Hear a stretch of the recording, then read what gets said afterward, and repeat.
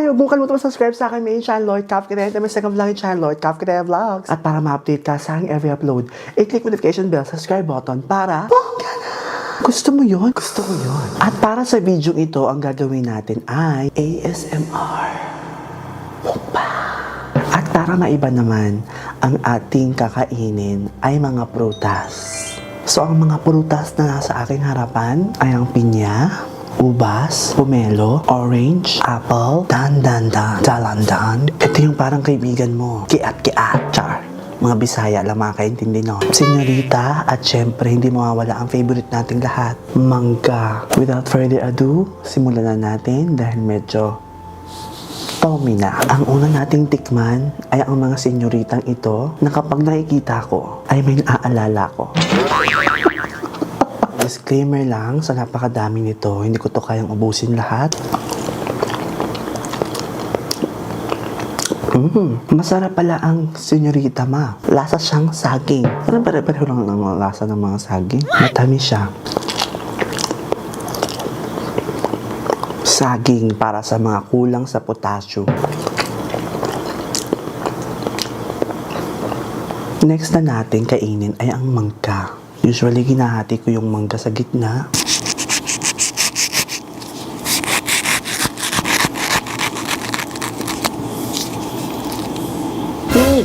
Ayun, true. So, yung nakuha natin ay hindi masyadong fresh. Bagapa. Parang wala na atang fresh dito. Parang akatakot na magbukas. Tignan natin tong isa. Malalambot lahat kasi ma. Baka may mga something ito.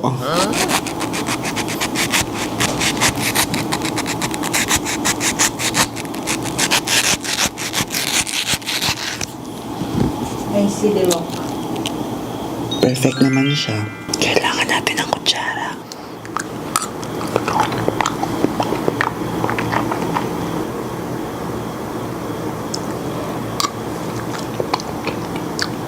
Ngayon naman, titikman natin ang dalandan. Dan.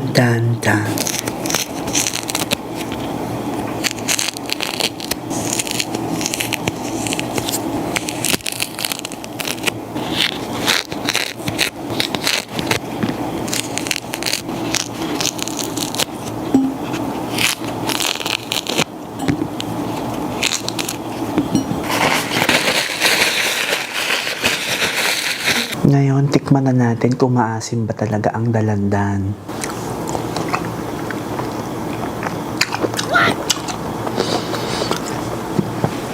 Maasim nga talaga siya. Gustong-gusto ko sa dalandan is yung tatanggalin natin siya ng isa-isa. Tapos tatanggalin natin tong mga nasa gilid. At masarap to kapag walang buto. Para walang disturbo.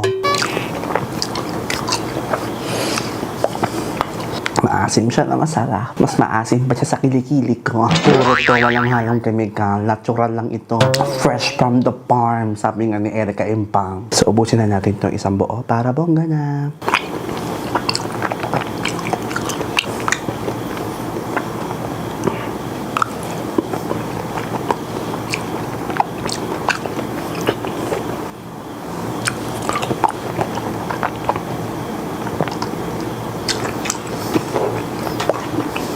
Punta naman tayo sa orange.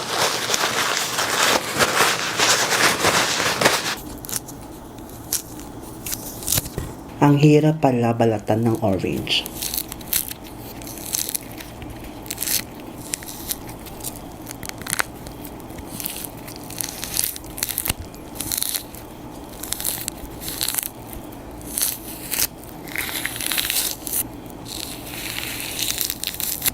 Tikman na natin ang nabili kong orange.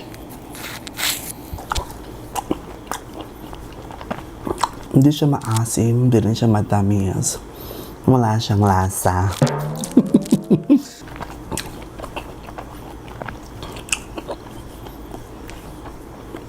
Ay, buto pala to. Kala ko boneless, nanood ko yung tatlo. Baka tumubo yun, ma. Baka tumubo yun sa akin. Hindi na ako mamitas. Baka maging taong orange ako. Pumasok sa mga siwang ko yung mga prutas.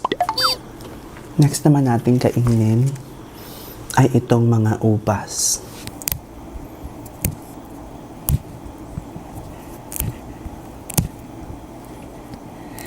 Kainin na natin itong mga ubas.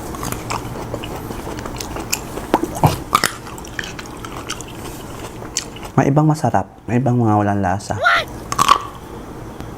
Kapal siya ng balat, no? Ito.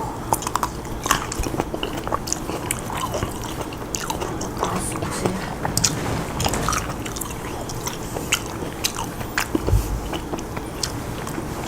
Parang may butas-butas siya, ma. Ano to, lamog lang to.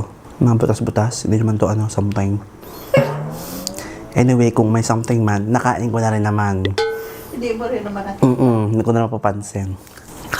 Mahirap ang nakita. Ang mga prutas pala na ito ay hinugasan muna namin bago natin kainin. Kasi Yeah. importanteng nahugasan natin sila. Ngayon naman titikman naman natin itong mansanas na sinasabi nila, 1 apple a day keeps the doctor away.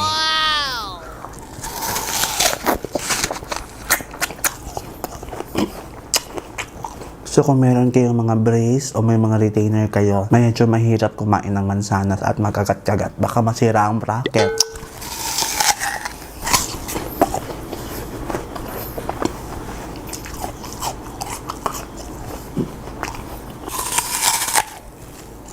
Oh. Ang sarap ng apple.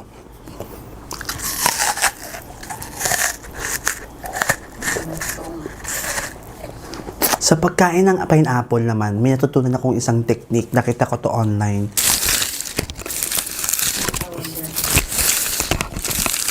Tanggalin natin tong corona ng pinya.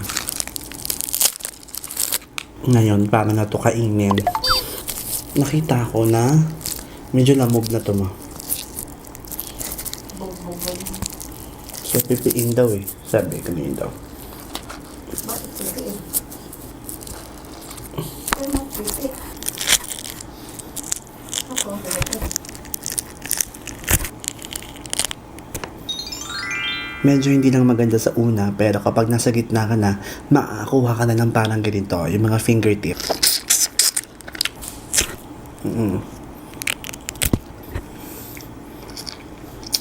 Galing, di ba?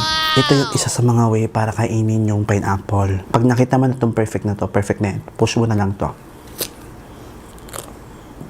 So, ito na.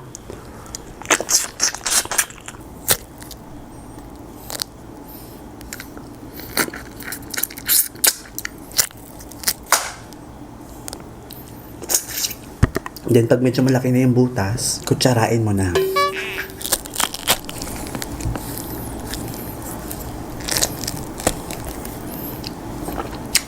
I'm not saying na ito yung tamang pagkain ng pineapple, pero isa to sa mga, isa pang way para kainin siya, lalo na kapag wala kayong dalang mga kutsilyo and everything.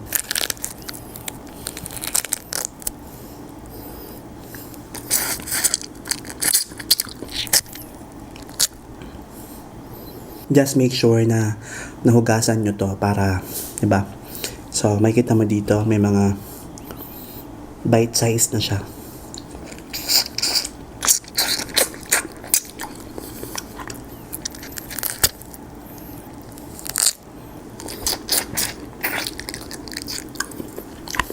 So yung mga tirang prutas, kakainin pa namin ito at isi-share namin ito sa mga gumagawa ng aming bahay at sa mga bisitang pupunta dito. That's it for my video today. Maraming salamat sa panonood ng video ito at kung na-enjoy mo ang video ito, mag-comment ka sa baba kung ano naman ang next mong imukbang ko. So i-comment mo na ang next mong gusto mong imukbang ko para ibukbang na natin yan. At kung meron kang gustong isama sa mukbang ko, comment down below kung sino rin kasi minsan, mas masayang may kasama. Maraming salamat sa panonood ng video ito at huwag niyong kalimutan kumain ng prutas at mga gulay lalo na sa panahon ngayon dahil ngayon, nagkalat ang mga sakit. Kung na-enjoy mo ang video ito, huwag mo kalimutan i-like at i-share sa aking tropa mo, subscribe ka sa aking main channel, Lloyd Captain. And to my second vlogging channel, Lloyd Captain Vlogs. Bye!